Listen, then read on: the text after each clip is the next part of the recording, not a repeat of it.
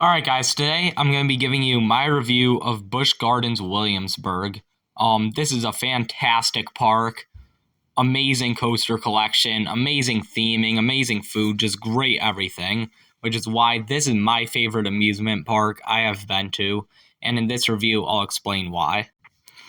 So for this review, I'm going to go in order from left to right around the park. Based off of their countries, because they have a bunch of different countries from Europe that this place is themed to. So I'll kind of organize this review by that.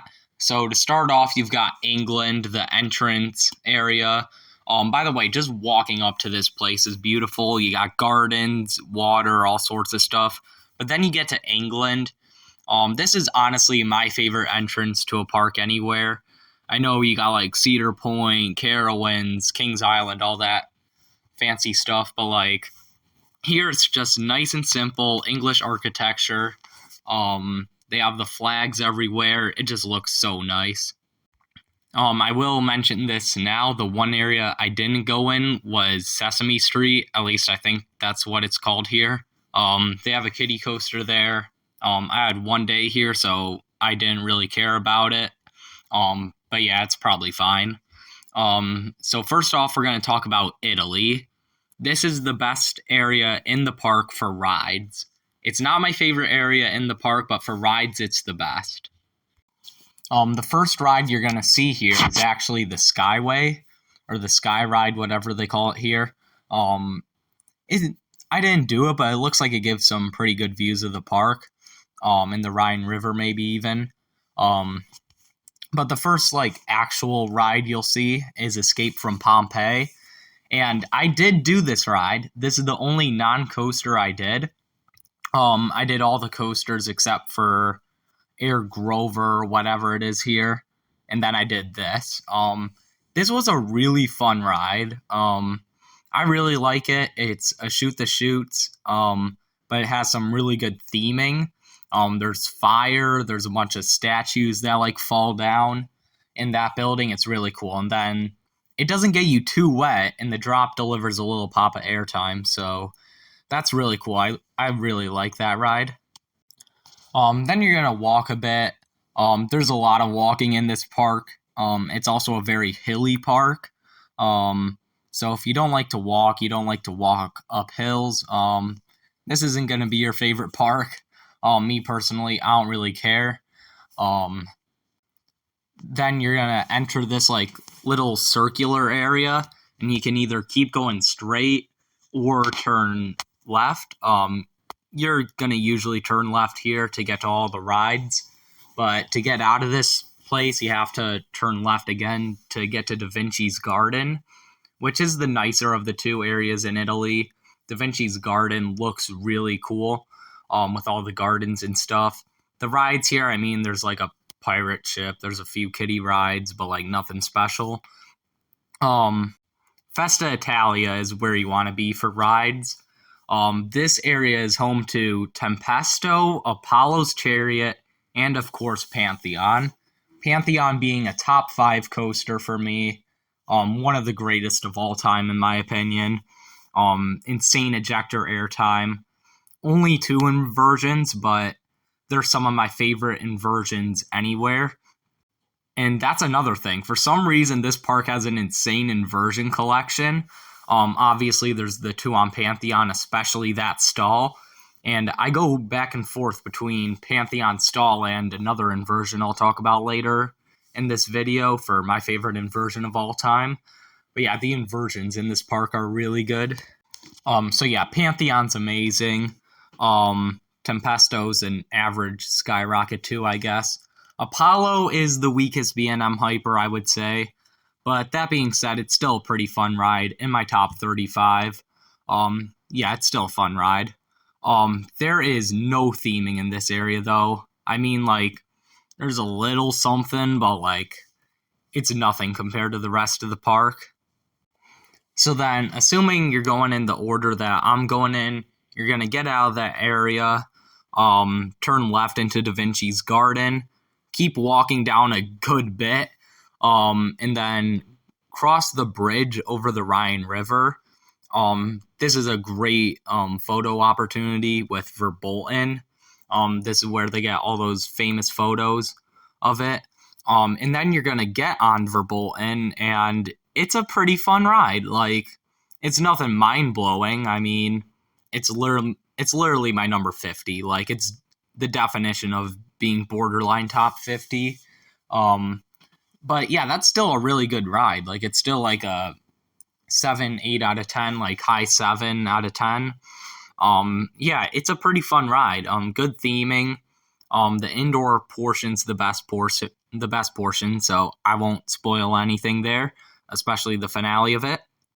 But yeah, this is pretty fun. You'll also find Mock Tower right next to it. I didn't do that. I hear it kind of sucks, so I didn't really prioritize it. Maybe when I go back next time, I'll do it. Yeah, I don't know. Then you'll walk for a bit. And this is the Germany section. This is my favorite section of the park. Again, you got Verbolten. You got some amazing architecture. Um, Here, I wouldn't call it theming. Like, this place has immersion. You go to a Disney park and, oh yeah, look at all like the Mickey Mouse and the cool theming and whatever. Like, I still know that that I'm at Disney World, you know? Here, like, I feel like I'm in Germany. Like, in the way they designed Alpengeist, which, by the way, is the second best ride in the park. I'll talk about that in a minute. But even the way they designed Alpengeist, it fits right in the area. Like, you could tell me I'm in Germany there, and I wouldn't question it. Like, it takes me out of the mentality that I'm in an amusement park. Like, it feels like I'm in Germany. And when I'm in France, it feels like I'm in France. Like, that's the difference between a Disney park, which does theming, and this place, which does immersion. And I personally like immersion a lot more. And also, the music they have playing is like actual like German or Italian or French music or Scottish or whatever. Like, it's really cool. Like, it's so immersive here. But let's talk about Alpengeist. I talked about it a few days ago and praised it. Everything I said still holds up. Second most intense coaster I've ever been on, only behind I-305, of course. Still feels like an inverted version of that coaster.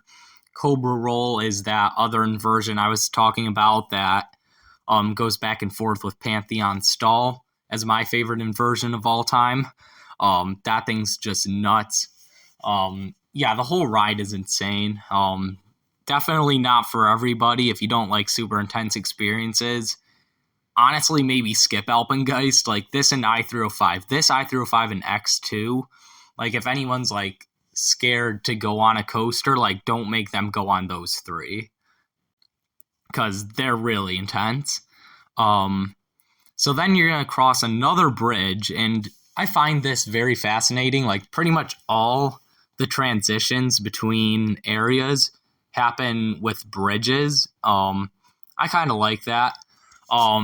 And I also love, like, again, the music stops in the one area and transitions. The theming all flows really nicely. Like, it's just so nice. So then you're going to go into New France, or France in general, I guess. I could definitely tell the difference, though. Like, New France is where you're going to have Invader. A really lackluster coaster, I think, in my opinion. Doesn't really do a whole lot. You'll get a few pops of floater, I guess. It's weak. Not really rough or anything, just kind of meh. And then you go into the actual France, I guess. And this is where you're gonna find Griffin, the fourth best ride here. Yeah, it's a great dive coaster. I like it a lot more than Valraven.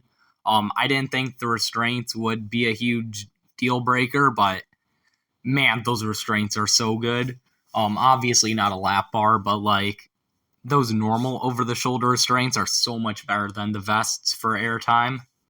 Like, they need to put the vests on like aero coasters or whatever, but like, B&Ms are smooth enough. Like, I didn't feel a rattle at all on Griffin. and those restraints let me get a ton of airtime. It was great. Then you're going to go into the weakest section of the park, Ireland. You have Finnegan's Flyer here, a scream and swing, I guess, if you like those. I mean, I like them, but I didn't take my time to ride this because I want more rides on better stuff. But it looks fun, especially over the water. This area is just so nice, though. Like, this is one of the nicest looking areas. Yeah, just the architecture and everything looks so good. And then kind of same applies to Scotland. Just everything looks clean. Everything looks really nice, really pretty. Ireland and Scotland is also where you're going to find a ton of animals if you really want to see that. But I mean, me personally, I looked at them when I walked past them, but like I'm not stopping to see them. But if you want to, you can. They had like a show going on at one point. That was really cool. I saw that. Not the whole thing, but I just stopped like there for 30 seconds. But you do have Loch Ness Monster in Scotland if you want rides. It's probably the third best aero coaster. That being said, it's the third best aero coaster. Like, it's borderline top 100. Like, I have X2 over it, obviously, and then Dragon Mountain just because of how weird it is. But, like, I mean, it's fine. So that's going to bring you to the front of the park. Now, obviously, let's not just talk about rides and theming. Let's talk about some other stuff. Food. I mean, I only had pretzels here. Yeah, I pretty much just ate a big breakfast and had a snack in the middle of the day, but those pretzels might have been the best pretzels I've ever had. Those were insane. Like, they were so buttery and just, I don't know, they were really good. I'm not a food critic or whatever, so I don't really know, but all I know was they were really good. Operations, they're really good here. Pantheon, but like other than Pantheon, they were pretty good. Especially Griffin. I mean, they were just flying through dispatches on Griffin. Like compared to what I've seen, like even at Cedar Point, they were really good. Again, some rides like Tempesto or I guess just all three in Festa Italia. Those were the big three that were kind of slow. But yeah, other than those, they were all really good. Now, it gets really slammed in the morning. I believe the longest I waited for Pantheon was a half hour, and that was right at opening.